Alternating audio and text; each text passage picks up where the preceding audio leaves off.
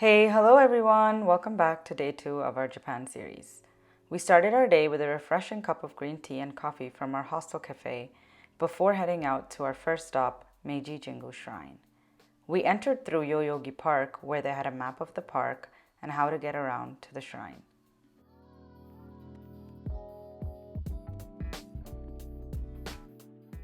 After a quick stroll through Yoyogi Park, we found ourselves at the entrance of Meiji Jingu. Fun fact, the Meiji Shrine's land was actually a private park that was originally owned by the imperial household. We made our way to the famous Meiji Jingu sake barrels, where we were greeted by rows of beautifully decorated sake barrels. These decoration barrels are physically empty but hold immense spiritual significance. All the walking got us super hungry, so we made our way to a restaurant there called Forest Terrace. There were several souvenir shops lined up outside the restaurant. In one of those shops, we bought a pair of custom engraved chopsticks with our names engraved in Japanese.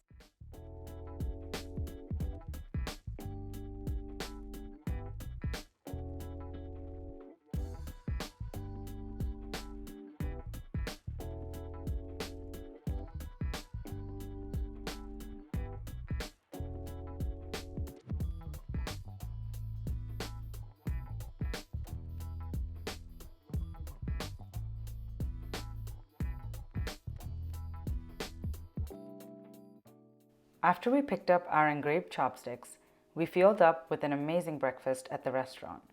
We had egg sandwiches, a croissant, and some hot coffee. I honestly still remember how fresh and soft that croissant was. After breakfast, we made a short walk to the Meiji Jingu Garden.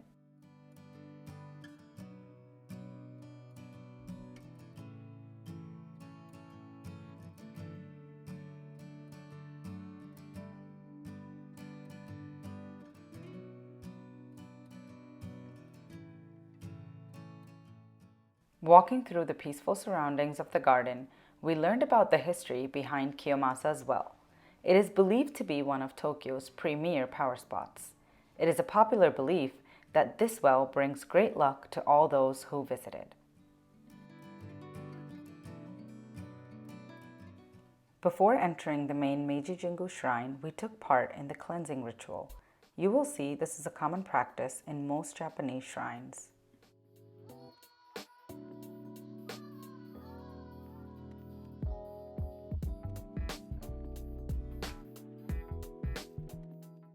These ema wooden plaques are used to write sacred wishes, pleas, and prayers to the kami spirits of the shrine. They are usually sold for around 500 yen, and there are tables nearby with pens for writing. After writing your wish or prayer, the ema is then hung on a special board. An interesting souvenir to pick up from Japanese shrines are goshuin stamps. The designs and calligraphy on these stamps are unique to each institution and hold a special significance.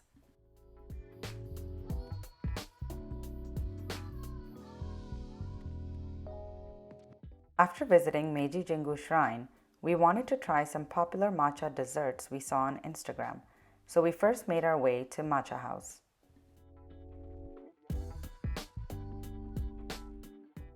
We tried their famous matcha tiramisu and ice cream with gold leaves.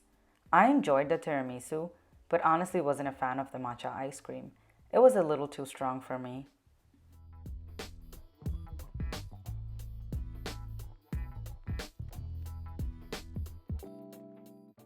Another place we saw on Instagram and wanted to try was Ryushu Cafe.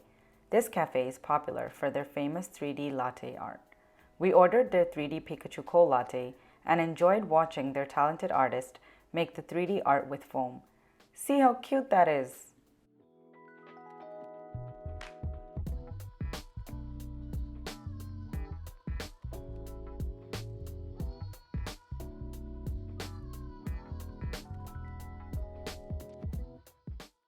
From there, we took a short bus ride to Shibuya Sky. We had pre-booked our tickets online on their website directly because they tend to get sold out pretty quickly. You can find the link to book these tickets in the description box below. We soaked in all the breathtaking views of Tokyo and the iconic Shibuya Crossing.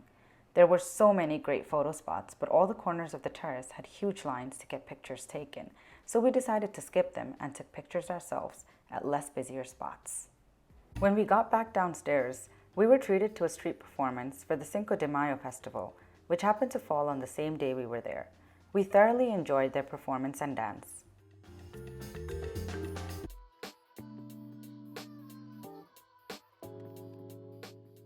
We walked through the iconic Shibuya Crossing, known as the world's busiest pedestrian crossing. During its peak time, an estimated 1,000 to 2,500 people forged their way across this intersection every 2 minutes. That is enough to quickly fill up a football stadium. It was probably the first time I had seen so many people crossing the street together. It's definitely something to experience.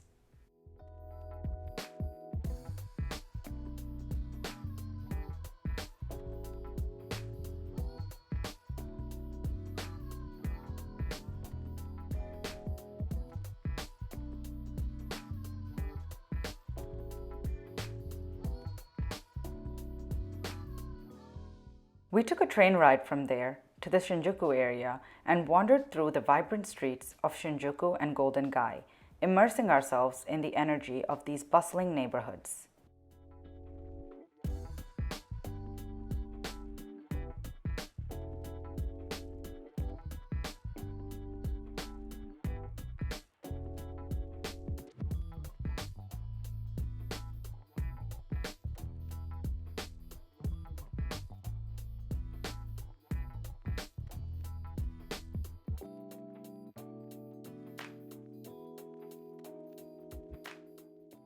As we walked through the streets of Shinjuku, we made a quick stop at the giant Godzilla head looming over the city. It looked pretty cool, to be honest.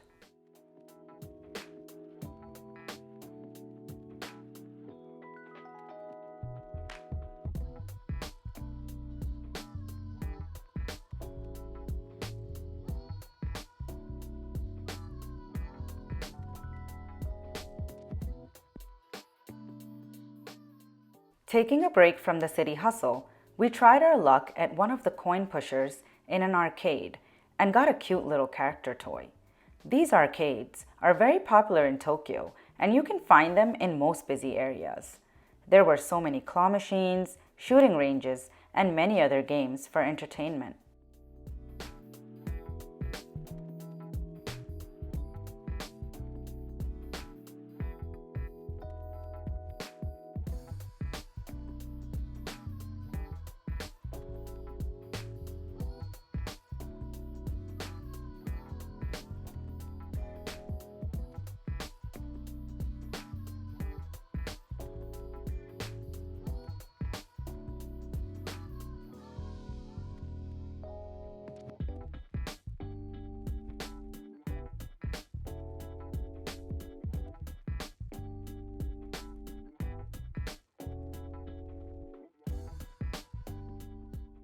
Our last stop for the day was the Tokyo Metropolitan Government Building.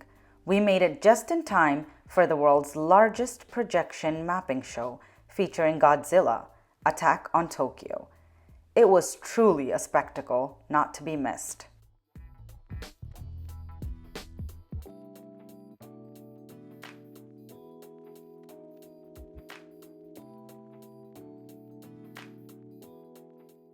Before heading back to our hostel, we made a quick stop at Akihabara, also known as Japan's Electric Town.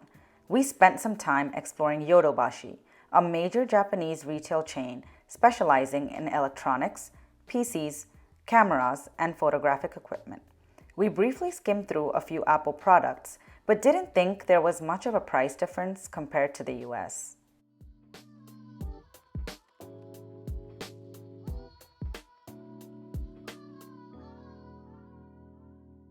That's all for today, guys. Thanks for joining us on our Day 2 adventure in Tokyo. If you enjoyed this video, don't forget to give it a thumbs up, subscribe to our channel, and follow us for more content. See you in our next video. Bye-bye!